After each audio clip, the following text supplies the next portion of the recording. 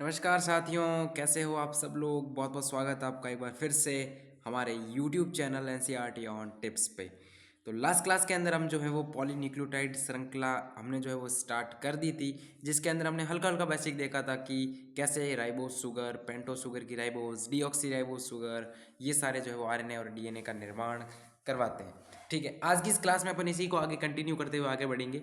सबसे पहले थोड़ा सा जो है वो पीछे का रिवीजन कर लेते हैं हल्का सा। अगर मैंने आपको थोड़ा बहुत बताया था, जैसे कि ये आपकी जो है, थोड़ा मैं बेसिक इंट्रो दे देता हूँ। ये आपकी एक शुगर है, जिसको मैंने पेंटो शुगर बोला था। 5 कार्बन की ये शुगर थी, जिसमें पहला कार्बन ये था, दूसरा ये था, तीसरा ये था, चौथा कार्बन ये था और पांचवा कार्बन आपका ये था। राइट। उसके बाद हमने बताया था कि आपका जो पहला कार्बन है, उस पहले कार्बन से नाइट्रोजन क्षार जुड़ते हैं। मैं यहाँ N2 लिख रहा हूँ, मैं यहाँ आपको N2 लिख रहा हूँ था, N2 बेस लिख रहा हूँ मैं यहाँ पे शॉर्ट्स में।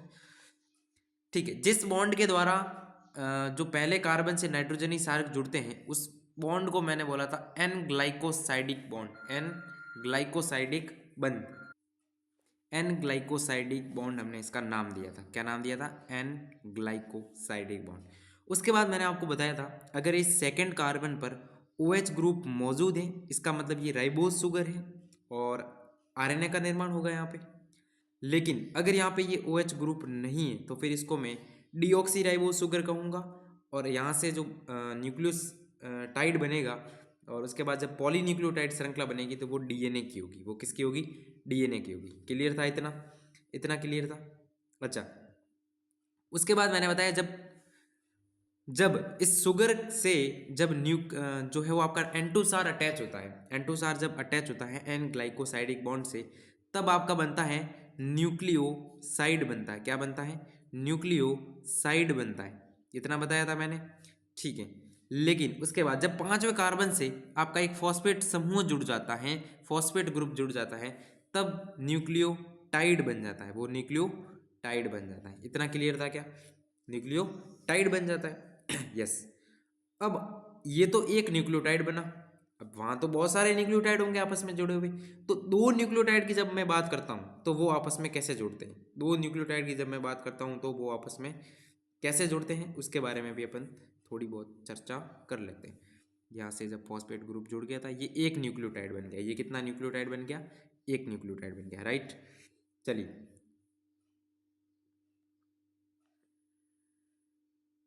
उसके बाद अगर मैं यहाँ से बात करूँ तो जैसे मेरा एक और न्यूक्लियोटाइड आ गया यहाँ पे। यहाँ पे क्या आ गया मेरा? एक और न्यूक्लियोटाइड आ गया। ठीक है, ये इसका N2 सार है, मैं N2 लिख रहा हूँ, आपको पता चल गया होगा। ये इसका फर्स्ट कार्बन है, ये सेकंड है, ये थर्ड है, ये इसका फोर्थ है और ये इसका पांचवा कार्बन है। ये कौन सा कार्बन है? पांचवा। और पांचवें कार्बन से जुड़ा हुआ है एक फॉस्फेट समूह।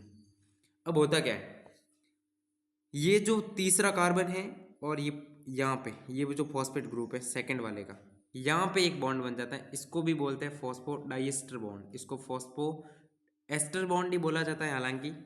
ठीक है ना, एस्टर बॉन्ड ही बोला जाता है। डायस्टर कब बोलते हैं? क्योंकि दो न्यूक्लियोटाइड के बीच में आप देखोगे तो ये आपको एक फॉस्फोएस्टर यहाँ पे मिल जाता है और एक ये फॉस्फोएस्टर आपको ये मिल जाता है, इसलिए फॉस्फो डाइएस्टर बोला जाता है। हालांकि इसको भी फॉस्फोएस्टर ही बोलते हैं। आपको एनसीईआरटी में देखेंगे अपन आगे क्या लिखा है। आप फिलहाल याद रखेंगे फॉस्फोएस्टर बॉन्ड या फॉस्फोडाइएस्टर भी कह लो एक बार के लिए। ठीक है, आगे देखते हैं। ये दो न्यूक्लियोटाइड आपस में जुड़े, इसका मतलब दो न्यूक्लियोटाइड आपस में कैसे कैसे जुड़े? एक का तो पांचवा कार्बन है और एक का तीसरा कार्बन है। ये दो ही तो जुड़ रहे हैं आपस में, पांचवें कार्बन से तो फॉस्फेट जुड़ा हुआ है। ठीक है, चलिए आगे समझेंगे इसको। अभी आपको बेसिक के लिए इतना याद रखना है। अब आप जब हम एनसीईआरटी पढ़ेंगे आगे तब आपको क्लियर हो जाएगा। एक सेकेंड।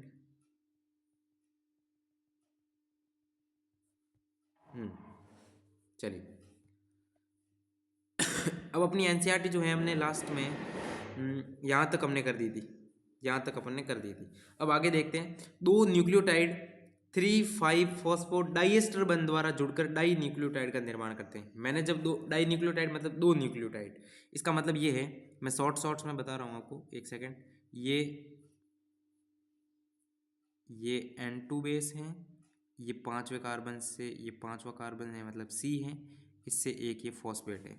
ऐसा का ऐसा मेरा एक और न्यूक्लियोटाइड यहाँ आया, ये इसका N2 बेस है, ये इसका अगेन कार्बन है और अगेन कार्बन से ये फॉस्फेट ग्रुप जुड़ा हुआ है। ये इसका फर्स्ट है, सेकंड है, थर्ड है, फोर्थ है और पांचवें कार्बन से फॉस्फेट है। यहाँ भी पांचवें कार्बन से फॉस्फेट है। ये इसका फर्स्ट, सेकंड और थर्ड कार्बन है। थर्ड कार्बन से जो है ये फॉस्फेट ग्रुप ऐसे जुड़ के डाई न्यूक्लियोटाइड बना देता है। इसका मतलब एक का तीसरा कार्बन है और एक का पांचवा कार्बन है, दूसरे का पांचवा कार्बन है। 3,5 कार्बन है कि नहीं? 3,5 कार्बन से तो जुड़ रहा है, इसीलिए इसने क्या लिखा? 3,5 लिखा हुआ देखेंगे एनसीईआरटी पे आएंगे, दो न्यूक्लियोटाइड 3,5 लिखा हुआ है यहाँ पे 3,5, यानी एक का ये 3 कार्बन, एक का ये पांचवा कार्बन, 3,5 डाई फॉस्फोडाइएस्टर। इस बॉन्ड को क्या बोला? फॉस्फोडाइएस्टर। क्यों बोला फॉस्फोडाइएस्टर? क्योंकि ये जो कार्बन है, ये कार्बन कौन सा है? पांचवा। ये कार्बन कौन सा है? तीसरा। एक बार अगर आप ध्यान से सोचें तो यहाँ पे डाइएस्टर क्यों बोला, इसका सीधा सीधा रीजन मैं आपको बताऊंगा, थोड़ा मेरे को स्पेस मिले तो। यहाँ पे देखो, सबसे इंपॉर्टेंट है, ये तीसरा कार्बन था, इस तीसरे कार्बन से एक बॉन्ड गया ऐसा, यहाँ पे आपका फॉस्फेट था, यहाँ पे ये पांचवा कार्बन था और ये पांचवा कार्बन ऐसे जुड़ा हुआ था। इस न्यूक्लियोटाइड का जो दूसरा वाला न्यूक्लियोटाइड है, इसका ये चौथा कार्बन है और ये इसका पांचवा कार्बन। इस पांचवें कार्बन से एक फॉस्फेट जुड़ा हुआ रहता है क्योंकि न्यूक्लियोटाइड में रहता है। अब इसके तीसरे, पहले जो न्यूक्लियोटाइड है इसके तीसरे कार्बन ये वाला, इससे ये फॉस्फेट ऐसे जुड़ गया। अब यहाँ पे इसने लिखा है कि दो न्यूक्लियोटाइड, अब इन दो न्यूक्लियोटाइड को देखूंगा तो ये कब जुड़ेंगे? ये कहाँ से जुड़े हुए? दो न्यूक्लियोटाइड कहाँ से जुड़े हुए? ये देखो, तीसरे और पांचवें कार्बन से जुड़े हुए। देखो, इसका फर्स्ट, सेकंड, ये तीसरा कार्बन है, इसका कौन सा कार्बन है? पांचवा कार्बन है। यही तो आपस में जुड़े हुए, लिंक तो यही है, ये इतना लिंक है, ये देखो, ये और ये इतना ही तो लिंकेज है दोनों के बीच में। तो हमने बोला कि 3 और 5 कार्बन वाले आपस में जुड़ रहे हैं, तो आप अगर आप ध्यान से देखेंगे तो ये तीसरा कार्बन है, इससे एक फॉस्फेट जुड़ा हुआ है, दिख रहा है? ये रहा, तीसरे से एक फॉस्फेट जुड़ा हुआ है, ये देखो, ये उस फॉस्फेट से एक कार्बन जुड़ा हुआ है जो कि पांचवा है। मैं पांचवा कर दूं क्या ऐसे, 5 लिख के? उस फॉस्फेट से एक कार्बन जुड़ा हुआ पांचवा, यही तो लिंकेज बना रहा है। तो इसने बोला कि तीसरा और पांचवा लिंकेज बना रहा है, तो उसके बीच में फॉस्फोएस्टर बॉन्ड कितने आ रहे हैं? एक बॉन्ड तो ये आ गया और दूसरा बॉन्ड ये आ गया। क्या ये दो फॉस्फोएस्टर बॉन्ड आए कि नहीं आए? इसीलिए इसको नाम क्या लिया इसने? Phosphodiester bond. फॉस्फोडाइएस्टर बॉन्ड क्या दिया नाम? Phosphodiester bond. बहुत ज़्यादा इंपॉर्टेंट था ये कॉन्सेप्ट, आपको समझने में टाइम लगा लेकिन बहुत इंपॉर्टेंट लाइन है ये, ठीक है? फॉस्फोडाइएस्टर क्यों बोला, क्लियर हुआ? डाई न्यूक्लियोटाइड का निर्माण करता है। इस तरह से कई न्यूक्लियोटाइड, ऐसे ऐसे बहुत सारे न्यूक्लियोटाइड, 1 2 3 4 5 6 7 8, है ना, बहुत सारे। इस तरह से कई न्यूक्लियोटाइड जुड़कर एक पॉली न्यूक्लियोटाइड श्रृंखला बनेंगे। ऐसे बहुत सारे जुड़ेंगे तो मैं इसको पॉली वर्ड यूज करूंगा। कैसा वर्ड यूज करूंगा? Poly nucleotide, yes. इस तरह से निर्मित बहुलक के राइबोज शर्करा के पांचवें किनारे पर स्वतंत्र फॉस्फेट समूह मिलता है, जिसे पॉली न्यूक्लियोटाइड का पांचवा किनारा कहते हैं। अब देखो, अब इसका कहने का मतलब ये है, इसके कहने का मतलब ये है कि ये आपका O है, ऑक्सीजन है, और ये आपका एक N2 बेस जुड़ा है यहाँ पे एक कार्बन है, इससे फॉस्फेट जुड़ा हुआ है, ठीक। सेकंड जब मैंने बनाया अगेन सेम, ये कार्बन, इस कार्बन से फॉस्फेट, फॉस्फेट से ये ऐसे लिंक है यहाँ से, ठीक है। ऐसे ऐसे बहुत सारे होंगे। अब देखो, ऊपर ही ऊपर जब मैं देखूंगा तो ये वाला फॉस्फेट जो पांचवें कार्बन पे, ये स्वतंत्र रहेगा। सेकंड वाले का फॉस्फेट स्वतंत्र नहीं है, वो तो इस बॉन्ड से जुड़ा हुआ है। ऊपर ही ऊपर जो है न्यूक्लियोटाइड होगा भाई, एक ना एक तो ऊपर ऊपर होगा, ऐसा तो नहीं है कि ऊपर होगा नहीं, एक एक तो स्वतंत्र होगा ही होगा ऊपर। तो ऊपर वाले का फॉस्फेट स्वतंत्र है। फॉस्फेट कौन से कार्बन से जुड़ा हुआ है? पांचवें कार्बन से, यानी इसका पांचवा सिरा जो है वो स्वतंत्र है। इसलिए इस यहाँ पे जो पॉलीन्यूक्लियोटाइड श्रृंखला बनेगी, बहुत सारी जो लंबी श्रृंखला बनेगी, उसका एक सिरा ये जो जिसमें फॉस्फेट स्वतंत्र है उसको 5 प्राइम सिरा कहेंगे। उसको क्या बोलेंगे? 5 प्राइम सिरा, ठीक है। अब यहीं पे जब मैं नीचे नीचे जाऊंगा तो एक निचला सिरा भी स्वतंत्र रहेगा, और वो निचला सिरा इस प्रकार का होगा, इसके जैसा होगा सेम, इसके जैसा ही तो होगा सेम, जो दूसरे वाला है ऐसा। नीचे नीचे जाओगे तो इसके जैसा होगा सेम। यहाँ पे स्वतंत्र क्या है? फर्स्ट, सेकेंड, थर्ड कार्बन वाला स्वतंत्र है। यहाँ पे दूसरे वाले हर एक में तो जुड़ा होगा फॉस्फेट से, लेकिन सबसे जो अंतिम होगा, अंतिम जो न्यूक्लियोटाइड होगा, उसमें तो ये तीसरा स्वतंत्र रहेगा, इसलिए उसको नीचे वाले को 3 प्राइम सिरा कहेंगे। क्या कहेंगे? 3 प्राइम सिरा, यस। बोलो क्लियर, बोलो ये भी कॉन्सेप्ट क्लियर। तो लाइन पढ़ो एनसीईआरटी की, वापस नहीं समझ में आया तो बोलो। इस तरह से इस तरह से निर्मित बहुलक के राइबोज शर्करा के पांचवें किनारे पर 5वें किनारे पर ऊपर वाले की बात हो रही है। स्वतंत्र फॉस्फेट समूह मिलता है, यस, जिसे पॉलीन्यूक्लियोटाइड श्रृंखला का 5वां किनारा कहते हैं, 5 प्राइम किनारा। ठीक है, ठीक इसी तरह से बहुलक के दूसरे किनारे पर यानी कि सेकंड यानी नीचे वाले की बात कर रहा है, शर्करा मुक्त तीसरा कार्बन हाइड्रोक्सिल समूह, तीसरे कार्बन पे मुक्त समूह मिल रहा है जो कि पॉलीन्यूक्लियोटाइड का श्रृंखला का तीसरा 3 प्राइम किनारा कहलाता है। मतलब ये 5 प्राइम है, फिर यहाँ पे पॉलीन्यूक्लियोटाइड श्रृंखला चली और नीचे वाला 3 प्राइम है। क्लियर हुआ? बोलो कॉन्सेप्ट क्लियर हुआ? यस। यहाँ पे इस चित्र के अंदर मैं समझाने का आपको कोशिश करूंगा, आप अपनी जो मुंडी है टेढ़ी कर सकते हो, आप अपनी किताब ऐसे कर सकते हो, यहाँ पे फोटो ऐसे आया है, मैं कर नहीं सकता हूँ यहाँ पे।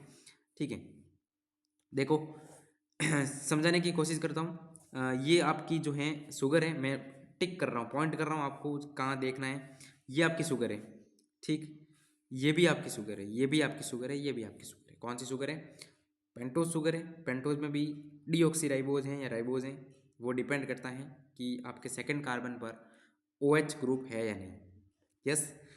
अब देखो, आप ध्यान से देखेंगे, ये जो है वो इसका इधर से देख नंबरिंग करी गई है, इसके अंदर इधर से नंबरिंग करी गई। ये आपका पहला कार्बन, दूसरा कार्बन, दूसरा कार्बन, ये तीसरा कार्बन है, ये चौथा कार्बन है, ये C जो लिखा हुआ है ये 5वां कार्बन है।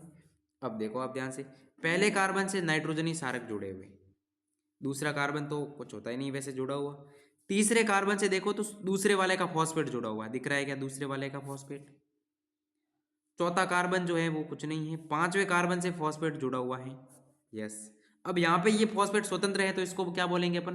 5 प्राइम सीरा बोलेंगे। अब फॉस्फोडाइएस्टर वाला कॉन्सेप्ट यहाँ थोड़ा अच्छे से क्लियर होगा। ये एक न्यूक्लियोटाइड है, ध्यान से देखेंगे, ये एक न्यूक्लियोटाइड है और ये दूसरा न्यूक्लियोटाइड है। दो न्यूक्लियोटाइड जुड़े कहाँ पे? क्या ये लिंक है नहीं दोनों के बीच में जुड़ने का? क्या यही तो लिंक है दोनों के बीच में जुड़ने का? तो एक फॉस्फोएस्टर बॉन्ड ये हो गया, एक फॉस्फोएस्टर बॉन्ड ये हो गया। अब ध्यान से देखेंगे, ध्यान से वापस बता रहा हूं मैं, एक फॉस्फोएस्टर बॉन्ड ये हो गया, फॉस्फोएस्टर बॉन्ड PAB है ना, फॉस्फोएस्टर, एस्टर में E आता है, सॉरी, फॉस्फोएस्टर बॉन्ड। दूसरा फॉस्फोएस्टर बॉन्ड ये हो गया, फॉस्फोएस्टर बॉन्ड, इसीलिए इसको क्या बोला? फॉस्फोडाइएस्टर, क्योंकि दो न्यूक्लियोटाइड के बीच में लिंक कौन कर रहा है? फॉस्फोडाइएस्टर कर रहा है, ना कि फॉस्फोएस्टर कर रहा है। डाइएस्टर कर रहा है, दो बॉन्ड कर रहे हैं, लिंक। क्लियर हुआ क्या कॉन्सेप्ट? ठीक है। 5 प्राइम सिरा क्यों बोला? क्योंकि इसका फॉस्फेट स्वतंत्र है। फिर ये दूसरा वाला था तो यहाँ पे जुड़ा, तीसरा वाला है इसका फॉस्फेट यहाँ से जुड़ा, चौथा आगे जुड़ गया। अब लास्ट, अगर ये लास्ट है तो इसका सिरा, ये इसका फर्स्ट कार्बन था, ये इसका सेकंड कार्बन है, ये इसका थर्ड कार्बन है। थर्ड कार्बन पे OH सभी में होता है ऐसे, तो थर्ड कार्बन का OH हाइड्रोक्सिल सिरा मुक्त है, इसलिए इसको 3 प्राइम बोलेंगे। तो ये 5 प्राइम से 3 प्राइम श्रृंखला है। ये कैसी है? 5 प्राइम से 3 प्राइम श्रृंखला है। क्लियर? यहाँ पे ये एडिनिन जुड़ा है, नाइट्रोजनी क्षार है, ये लिखा हुआ है जो, ये थाइमिन जुड़ा हुआ है, नाइट्रोजनी क्षार है, ग्वाइनिन जुड़ा हुआ है, ये भी नाइट्रोजनी क्षार है, साइटोसिन जुड़ा हुआ है, ये भी नाइट्रोजनी क्षार है। क्लियर? अरे कॉन्सेप्ट क्लियर हुआ कि नहीं हुआ? बताओ। ये चित्र एक पॉलीन्यूक्लियोटाइड श्रृंखला का है। क्लियर हुआ? इसमें कोई डाउट? No doubt. डाउट है तो कमेंट सेक्शन में आप आराम से छोड़ सकते हैं अपना डाउट। ओके, आगे देखते हैं।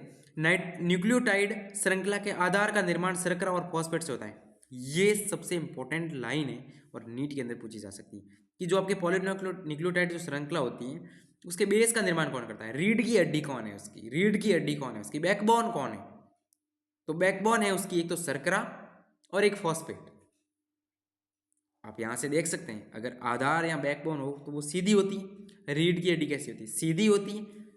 बैकबोन सीधी होनी चाहिए। इसका मतलब बैकबोन सीधी है तो ये है, ये सीधी है।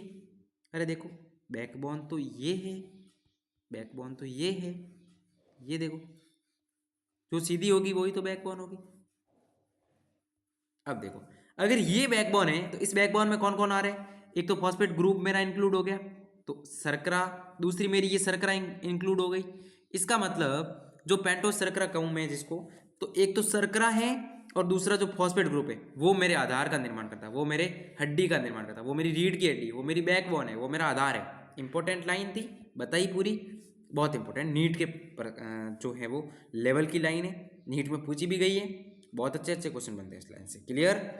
उसके बाद अगर आप इन नाइट्रोजनी सारकों को देखेंगे तो ये आधार से बाहर की तरफ निकले हुए, देखो आप आधार से ऐसे बाहर की तरफ निकले, आधार से बाहर की तरफ, आधार से बाहर की तरफ निकले हुए, आधार से बाहर की तरफ निकले हुए, तो बाहर की तरफ प्रक्षेपित है, बाहर बाहर की तरफ क्या है, प्रक्षेपित है। देखेंगे नाइट्रोजनी सार शर्करा अंश से जुड़ा हुआ होता है, शर्करा से जुड़ा हुआ है नाइट्रोजनी सार, देखो शर्करा से जुड़ा, शर्करा से पहले कार्बन से जुड़ता है, शर्करा के पहले कार्बन से जुड़ता है, तो मैंने बोला शर्करा से जुड़ा हुआ है, जो आधार से प्रक्षेपित होता है। देखो ये अगर आधार है तो आधार से प्रक्षेपित हो रहा है, आधार से प्रक्षेपित, आधार से प्रक्षेपित, आधार से प्रक्षेपित, बाहर निकला हुआ, आधार से बाहर निकला हुआ। क्लियर है क्या कॉन्सेप्ट? बताओ बताओ कॉन्सेप्ट क्लियर है? यस। आरएनए में प्रत्येक न्यूक्लियोटाइड अवशेष के राइबोज की सेकंड जगह पर एक अतिरिक्त हाइड्रोक्सिल समूह स्थित होता है। ये चीज़ तो मैंने बताई, पहले भी बता चुके हैं कि ये है आपकी एक शुगर, ये इसका अगर मैं फर्स्ट कार्बन मानूं तो ये मेरा सेकंड कार्बन है, अगर इस सेकंड कार्बन पे OH है तो वो आरएनए में होगा, अगर नहीं है तो वो डीएनए की बात होगी।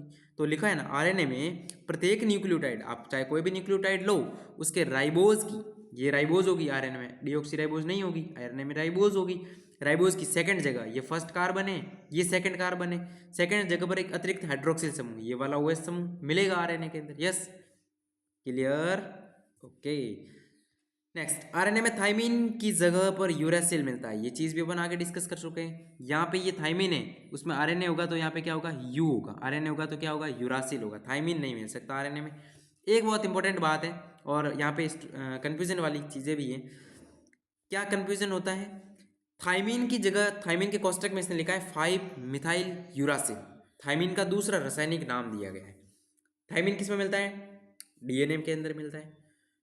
अगर मैं आपसे क्वेश्चन पूछूं कि 5 मिथाइल यूरासिल क्या डीएनए में मिलेगा या आरएनए में मिलेगा, आपको क्वेश्चन आ गया नीट के अंदर, मान लो कि 5 मिथाइल यूरासिल मिलता है, ऑप्शन के अंदर आ गया आपका डीएनए, आरएनए, ये सब ऑप्शन के अंदर आ गए। अब स्टूडेंट क्या करेंगे, 5 मिथाइल यूरासिल देखेंगे तो उसके अंदर यूरासिल नाम आ गया, यूरासिल देखते ही स्टूडेंट क्या करेंगे, यूरासिल तो आरएनए में पाया जाता है, यूरासिल तो आरएनए में पाया जाता है, तो ऑप्शन कौन सा टिक कर देंगे, आरएनए टिक कर देंगे। लेकिन इसका ऑप्शन आंसर क्या जाएगा, डीएनए। क्यों जाएगा, क्योंकि 5 मिथाइल जो यूरासिल है वो थाइमिन का ही दूसरा नाम है, वो थाइमिन का ही दूसरा नाम है, वो थाइमिन का ही दूसरा नाम है, याद रहेगा। ठीक है, इतना कॉन्सेप्ट क्लियर हुआ, क्लियर हुआ क्या? आरएनए में कौन मिलेगा, यूरासिल, डीएनए में कौन मिलेगा, 5 मिथाइल यूरासिल या फिर थाइमिन, याद रखना पड़ेगा, चक्राते हैं क्वेश्चन के अंदर। अब क्या हुआ चलिए आगे देखते हैं, आगे जो है, चलिए, फ्रेडरिच मैचर नाम का एक वैज्ञानिक आया और जिसने डीएनए की कह सकते हैं अपन खोज की थी, ठीक है। फ्रेडरिच मैचर ने 1869 के अंदर, 1869 के अंदर, याद रखना है आपको, 1869 के अंदर केंद्रक में मिलने वाले अम्लीय पदार्थ डीएनए की खोज की थी। डीएनए कैसा होता है, एसिडिक, डीएनए कैसा होता है, एसिडिक। ये इसकी सेल थी, एक सेकेंड, ये सेल थी, ये सेल का केंद्रक था, इसके अंदर डीएनए को खोजा था, इसके अंदर क्या खोजा था, डीएनए को खोजा। कैसा था डीएनए, एसिडिक था। क्यों एसिडिक था डीएनए, क्योंकि उसके अंदर फॉस्फेट समूह पाए जा रहे हैं, फॉस्फेट समूह एसिडिक होते हैं, इसीलिए डीएनए होता है एसिडिक, फॉस्फेट समूह की वजह से। यस, अम्लीय पदार्थ था डीएनए, खोज किसने की, फ्रेडरिच मैचर ने की थी 1869 के अंदर। लेकिन उस समय इसने नाम क्या दिया था, न्यूक्लिन। क्या नाम दिया, क्योंकि न्यूक्लियस के अंदर मिल रहा था, केंद्रक के अंदर मिल रहा था, इसलिए इसने इसका नाम क्या दे दिया था, उस समय न्यूक्लिन नाम दे दिया था। लेकिन ऐसे लंबे बहुलक की तकनीकी कमियों के कारण अलग करना भी कठिन था, विलगित यानी अलग करना, उस समय तकनीकियाँ जो हैं वो विकसित नहीं थी, है ना, इसीलिए उसको अलग नहीं कर पाए थे अपन उस न्यूक्लिन को, जो न्यूक्लिन नाम दिया था उस समय डीएनए का। इस कारण से लंबे समय तक डीएनए की संरचना के बारे में कोई स्पष्ट जानकारी नहीं मिल पाई थी, ठीक है। लेकिन उसके बाद कुछ मॉडल आए, कुछ वैज्ञानिक आए जिन्होंने नमूने दिए, मॉडल दिए डीएनए के बारे में। उस मॉडल के बारे में अपन अध्ययन नेक्स्ट क्लास के अंदर करेंगे। आशा करता हूँ आपको ये लेक्चर बहुत ज़्यादा समझ में आया होगा, इंपॉर्टेंट रहा होगा। अच्छा लगा हो तो वीडियो को लाइक शेयर सब्सक्राइब जरूर करना। धन्यवाद, मिलते हैं नेक्स्ट वीडियो के अंदर नए मॉडल्स, नए जो है वो नमूनों के साथ। Yes, bye bye, thank you so much.